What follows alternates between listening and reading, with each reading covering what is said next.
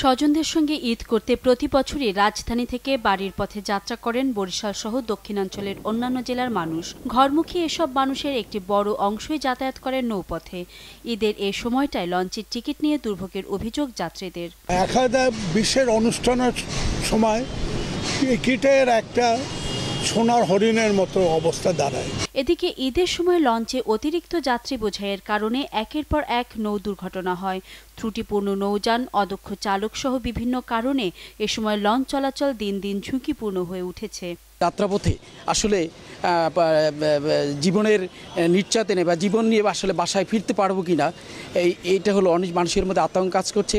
যাত্রীদের অভিযোগ স্বীকার করে যথাযথ ব্যবস্থা নেওয়ার আশ্বাস দিলেন নৌ কর্মকর্তারা। প্রয়োজন অনুযায়ী আমরা প্রতিদিন একজন নির্বাহী ম্যাজিস্ট্রেটের মাধ্যমে মোবাইল কোর্ট পরিচালনা করব। আমরা প্রতিটা নৌযানের master, driver, fitness certificate, service certificate দেখে এবং এগুলো নিশ্চিত হয়ে আমরা নৌযান ছাড়ার ব্যবস্থা করব। নৌপথে চলাচল নিরাপদ করতে এবছরকেও নৌ দুর্ঘটনাবিহীন বছর ঘোষণা করেছেন নৌমন্ত্রী।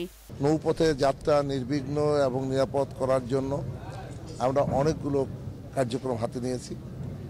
ইতিমধ্যে আমরা মালিক, শ্রমিক, আমাদের মন্ত্রণালয়, বিভিন্ন সংস্থা তাদের নিয়ে সভা করে তাদের দায়িত্বগুলো ভাগ করে দিয়েছি। নিউজ ডেস্ক, দেশ টিভি।